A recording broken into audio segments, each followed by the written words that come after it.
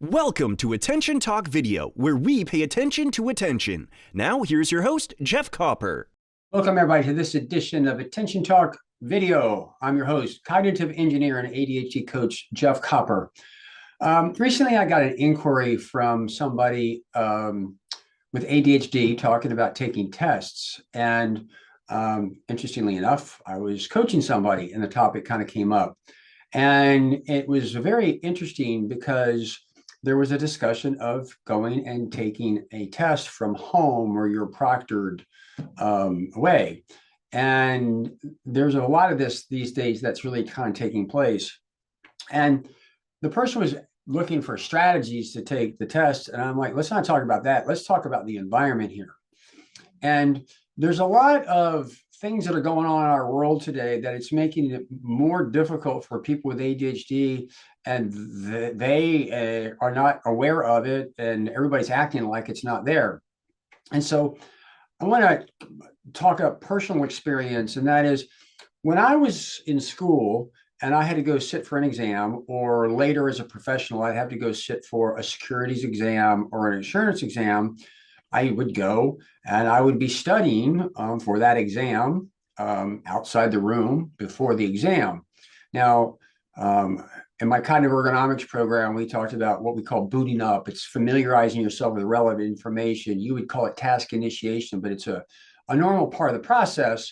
And my mind would be into the subject material, and we would walk in and they would give out the test, and we could bring in blank sheets of paper. And the first thing that I would do is a brain dump. I would just start writing everything that was in my head at that moment that I had crammed in my head outside the door. And then once I had it down, I no longer had to worry about remembering it. Further, when I was taking the test and I ran into a question that I didn't know, I might write a couple notes down in on it, and I would go work on other questions. And a lot of times I could find a clue to answer the question by one of the other questions. What I want to really illustrate is I could walk in, I had a piece of paper and a pencil, and I could do a brain dump, and I could make notes and stuff that was very easy. A lot of times when people are taking these proctored tests, you're on camera. And to make sure that you're not cheating, they want everything shut down. You're not able to do this in the same fashion that you used to. And I'm arguing that actually there's these accommodations, if you will, by going to the test and having them there, that is stripped away from me, that when I'm taking it from the convenience of my home is no longer there. And that can be the difference between a passing grade or not. Furthermore, when you're in the room and it's being proctored, particularly by a professor or somebody of knowledge, if you have a question on a test or a question, you can actually go talk to them and resolve it to understand or gain that little clarity, whereas that's not done in the convenience of your home. What's my point is that a lot of times people are not realizing the impact executive functions have on what you're doing, and how the environment has a lot to do with your success or failure. One environment where you could walk in and do a brain dump and write notes down or make some adjustments, and another environment where you're not able to do that can determine success or failure. A lot of the listeners to my channel have heard me talk about, it's not so much about tips, tricks, strategies, it's really about problem solving, particularly in the face of ambiguity. So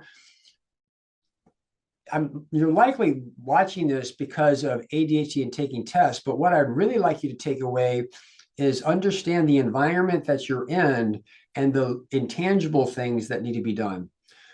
For some of you are like, wow, what does that all mean? Or you're inquisitive.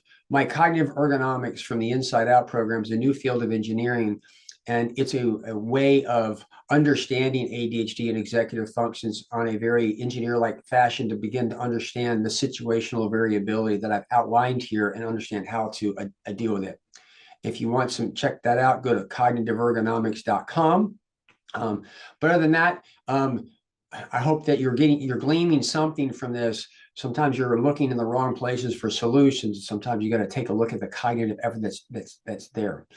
If you're new to my channel, please hit the subscribe button. We certainly appreciate the support. And if you're a loyal listener, Or if you've got ADHD and you're taking tests, what are your thoughts?